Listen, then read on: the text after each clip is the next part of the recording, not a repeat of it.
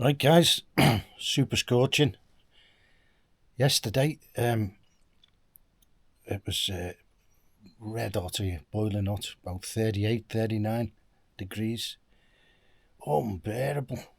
But I bought this little aircon and you fill it with ice. It's only about £13. 30 lev. And it worked a treat, but you have to put bottles of ice. I have litre bottles and I freeze them on a rotation basis, and I've just put an extra three in now because they were melting so fast yesterday. Usually takes a good few hours for them to melt, but it was so hot yesterday. Anyway, I've moved into the wood tunnel now for today because it's going to be another scorchio, and I'm going to just go and feed the dog early doors now before it gets too hot. And get some liquid, because my little spring here is just about dry now. It does often go dry for about a month, maybe 2 months at this time of the year, because it's mostly a runoff kind of spring. But it's been quite good this year up till just now. Still water there, but it takes too long to fill the bottle up. So there's another few around the area which are always flowing, So I'll go there on the way back. Anyway,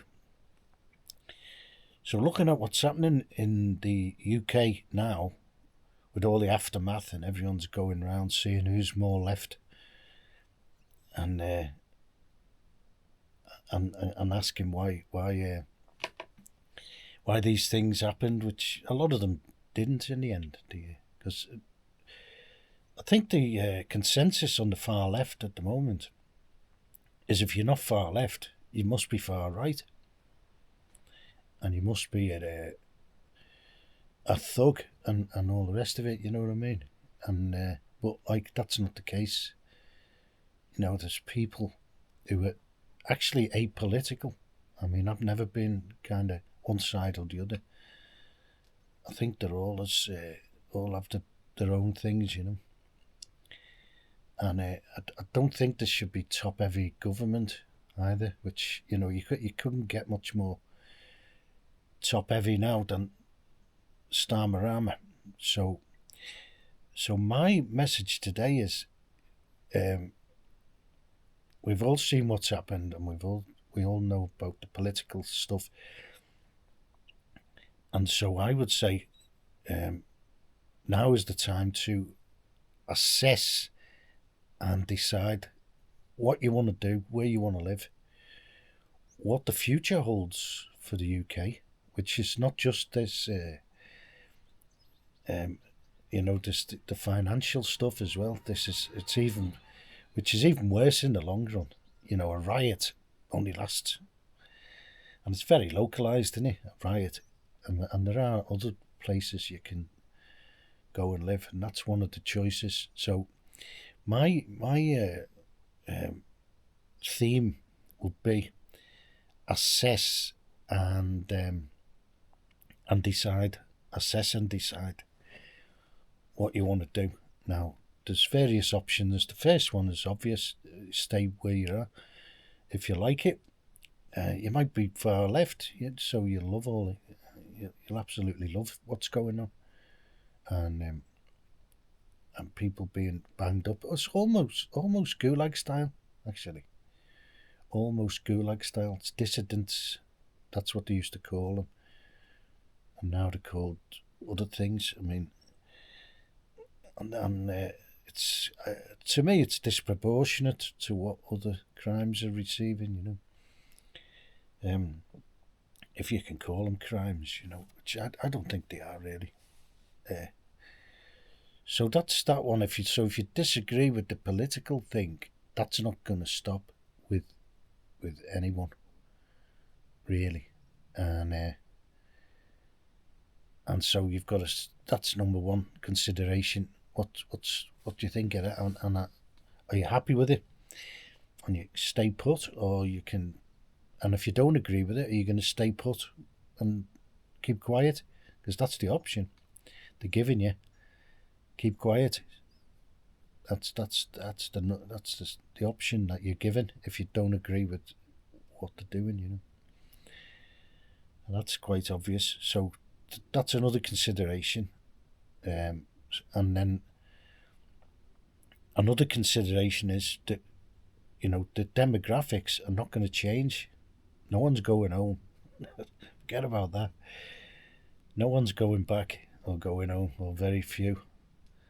And there's probably going to be an amnesty, I think, and when they've got the chance, when they haven't had the stabbing for like 48 hours, they'll have an amnesty, and all these people, and they're already planning that. All the people are going to be distributed. What's it called? Operation Scatter or something like that. I mean, that sounds ominous, It wouldn't happen in Bulgaria, I'll tell you that. It might be Operation Head Back. It wouldn't be Operation Scatter. Because the population don't have it. They won't have it. They've tried to put them in villages here.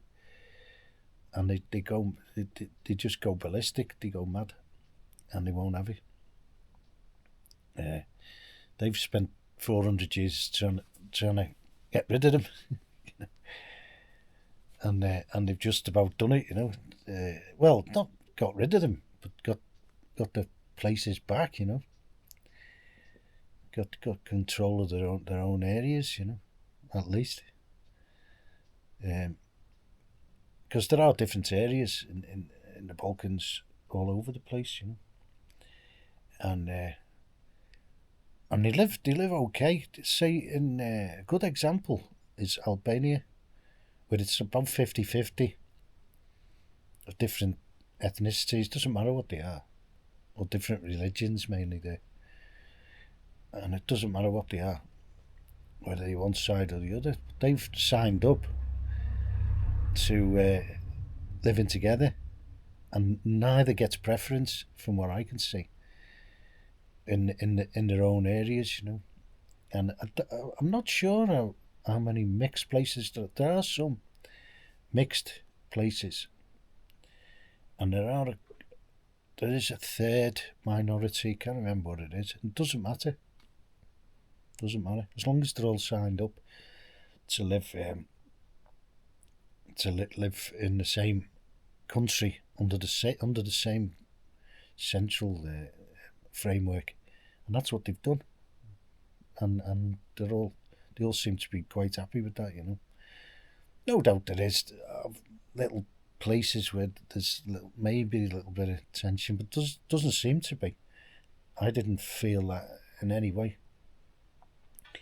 Nor in North Macedonia either. They just live separately. There's a lot of Albanians in North Macedonia, and they just live separately. They even fly the national flag in the villages.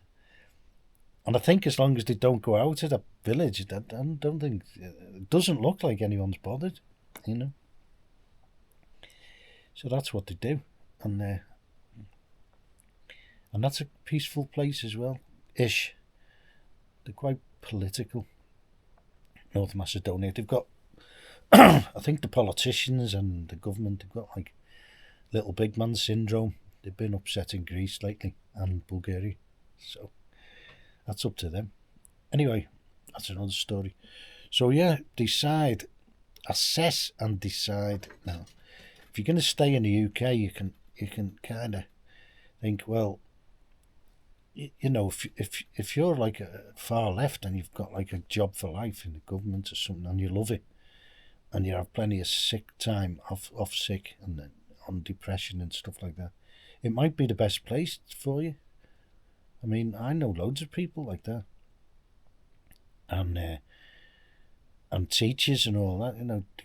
They're heading for a good pension, and they don't get mega bucks, Well, but it's very hard to get rid of civil servants and teachers and people like that. And or if you're in the police, a lot of them are heading for Saudi Arabia by the look of it, to go and visit them and see how they go on with it. Right, but and a fireman, they get a good deal. Now, fireman's a very good pension and a very good age as well. I think you can get paid off 55. You could probably get a desk job after that, I think, or something like that. But I know what I'd be doing. Right, so that's the assessment. Look at your situation, and also if you're gonna be planning on having kids, and look at the schools, and if you want them to go through the current woke system in the schools, if you're happy with that, if you go for it, some people are going to be happy with the STEM. A lot of people obviously are, and if you're one of those people, there's no problems. Maybe even think about moving into like an ethnic area. That's what I always suggested to people who are far left. That'd be the icing on the cake. Go and live in an ethnic area. Fantastic. And or you can assess the situation and think, well, you might be heading for my kind of sort of age and situation, which had fully paid up into the system, and I had a house which was bought and paid for in the UK, and so I decided to sell up because I'd already set up elsewhere out here incrementally, which was by far the best way to do it for me, because I invested over 20 years in various things, including other investments, which I don't want to talk about here, because they're also heading for the gulag.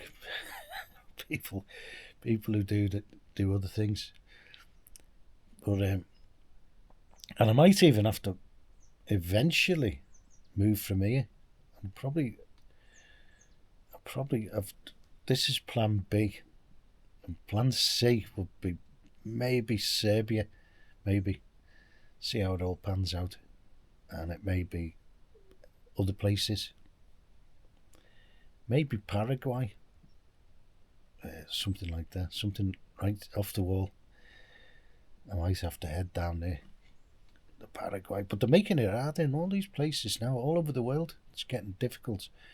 I might have to be a perpetual traveller, something like that, or move between countries, which I'd be quite happy with doing that while I'm able to do it, But I don't think it'll come to that. I think before we get to the next big step in the EU, it might break up. I can see Hungary, one way or the other, either get thrown out. I think they're trying to get thrown out. They're doing everything they can to get thrown out because they don't want to leave. It's better if they get thrown out, actually, in my opinion. Then there's other places around, maybe Georgia, but that's quite looking a bit unstable as well. And it did appeal to me at one time, doesn't now. But Serbia, I'd definitely go there, into one of the provincial towns. Maybe very close to Bulgaria, so you've got access to all areas. And I wouldn't go to Greece; it's too expensive there. Probably wouldn't go to Albania. I don't think it's that cheap there either. But Macedonia, I think they may be heading into the EU, so It'd be just going out of the frying pan into the frying pan. So yeah, but it's still a good option here, actually, in Bulgaria. And I can't see, unless the EU goes full on with all this ID stuff and medical cards and stuff like that, which Serbia may do as well. You never know. You've just got to keep the radar going round and round on your top of your head, and stay under the radar, the grey man, as much as you possibly can. And so yeah, I'd be looking at, what you've got in the UK now is a circus and a mishmash of just a war of words now, and it's actually more than words, because a lot of people have been banged up already. I think it's 400 people have been arrested. That's gulag stuff. And if you're happy with that, great, but it'll be coming your way. It'll be coming your way later on. And if that doesn't come your way, something else will. Because you've got to look at the demographics as well. And once it goes to a certain level, and which it has in a few cities, I think London, Birmingham, then you've got to be looking at, what's going to happen after that, and what's happened elsewhere. Look at Lebanon in the 70s, if you want to know what will happen. And other places, they become kind of ungovernable by, and then they all want to govern themselves, which is partly what's happening even now, certain areas. So you got to just assess everything. Now, my personal opinion is, if you can, and if you can do it, comfortably by selling up or whatever, or you've got a pension coming up, I would say get out of the UK, especially if you're tired of it. A lot of people my age, they'd be tired of it by now. And a lot of people worry about then healthcare. So you can get healthcare to the hills. You can actually join, which I'm going to do this year. I've got to do it. I keep saying that, but I've got to join the national health system in Bulgaria. You can do it easily. You can do it. Just go and register with a GP, which I don't like going near doctors and hospitals and things like that. A lot of people don't. There's a lot of people that don't come back out of the hospitals when they go in. We've seen that in the last few years. They get hijacked. They get other illnesses when they go in. They don't come out. But you can join the health service, so that'd be worth looking at for people who are worried about that. And you can get private health cover as well, so you could get health covered up to the hilt. There is especially expat services, and the health service in these Eastern European is improving all the time, right? And I would say definitely the dental care here is on par, if not better. It's definitely better priced.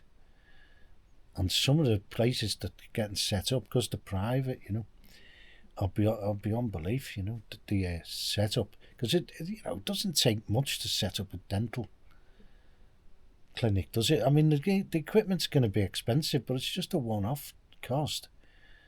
And you can get a great dental, room. All you need is a chair and a good dentist, and all the other stuff they've got now. They've got unbelievable the stuff to do, and they can build a set of teeth. It's not like the old days where you get a pallet and a frame. They build teeth, and they slot them in. You get like four.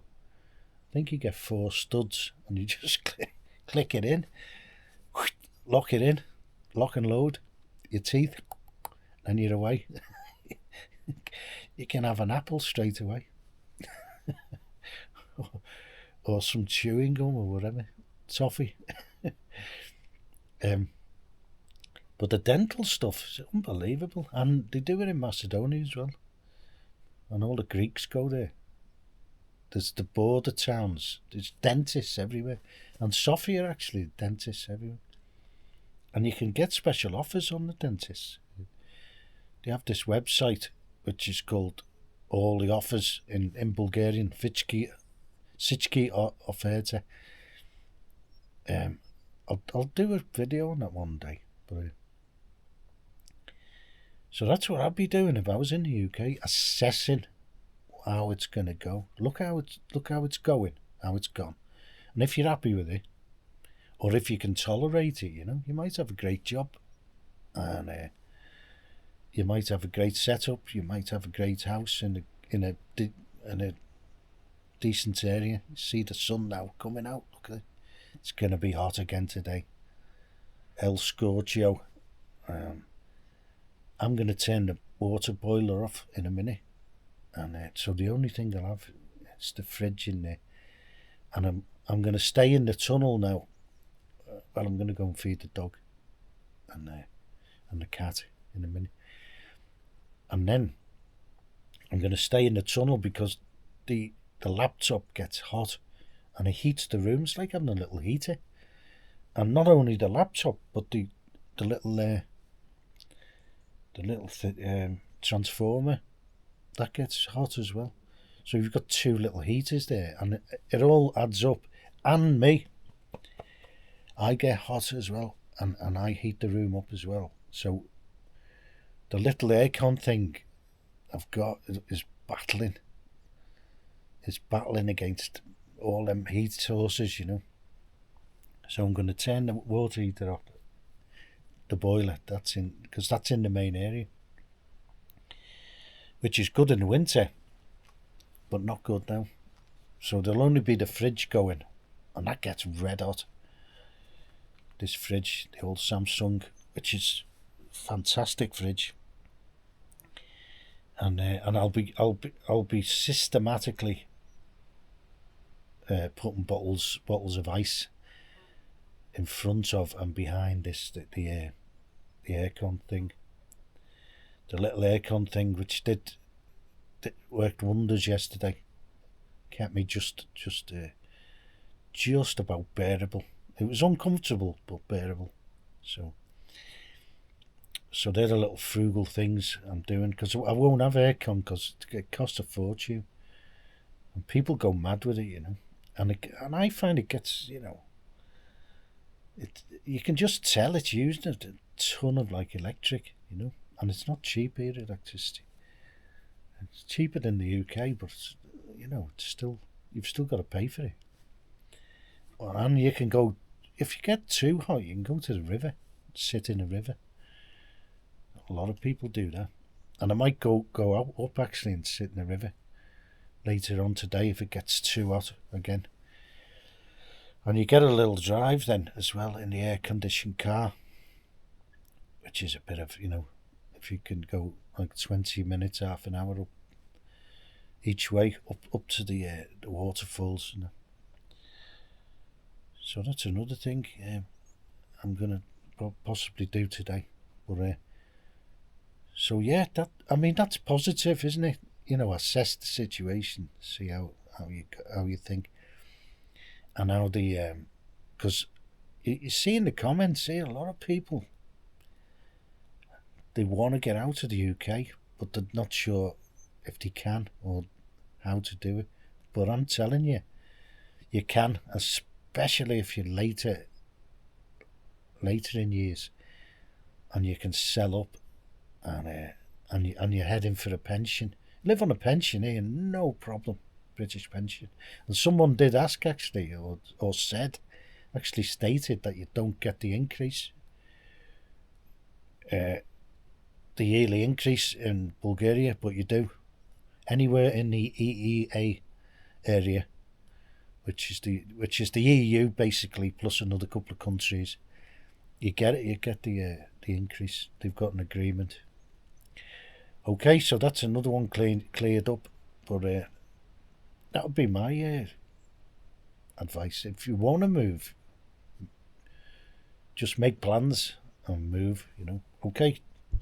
Cheers.